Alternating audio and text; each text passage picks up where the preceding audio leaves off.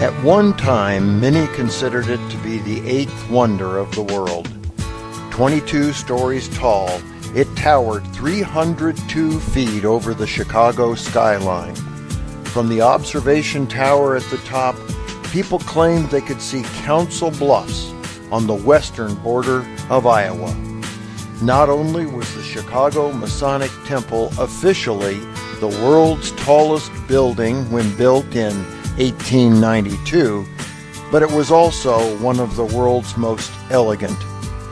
The impressive lodge room sat on the top floor, along with meeting rooms which also served as theaters for public performances.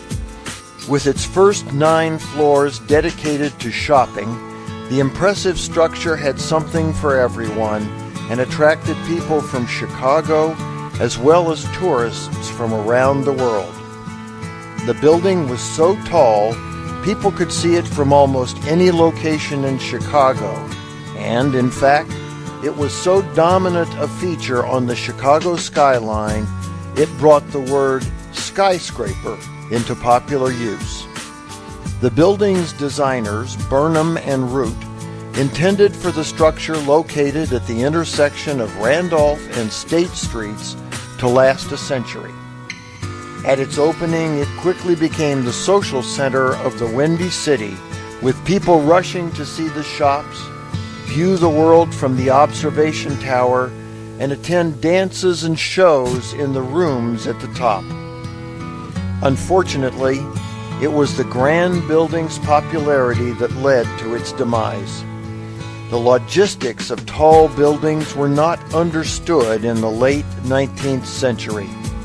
The building's elevators were inadequate for the throngs of crowds moving to and from the top floors, and soon the building fell out of favor as a social venue due to the long and frustrating wait to get to the top for events and to get back down afterward.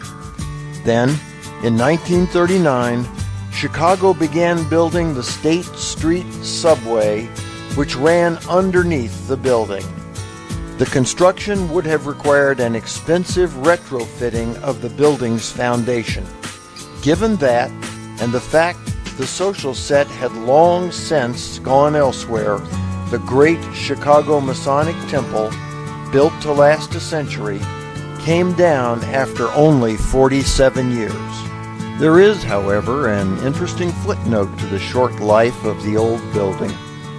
Just about a mile south of where the venerable Masonic Temple once stood is a building of office suites at 190 South LaSalle.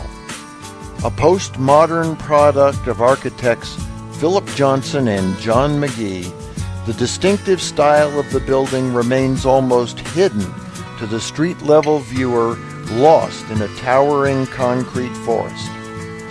But careful inspection reveals the unmistakable look of the old Masonic Temple, topped off with a near-exact replica of the building's trademark cross-gabled roof and built as nothing less than a tribute to the original skyscraper, the greatest Chicago landmark of its day, the old Masonic Temple.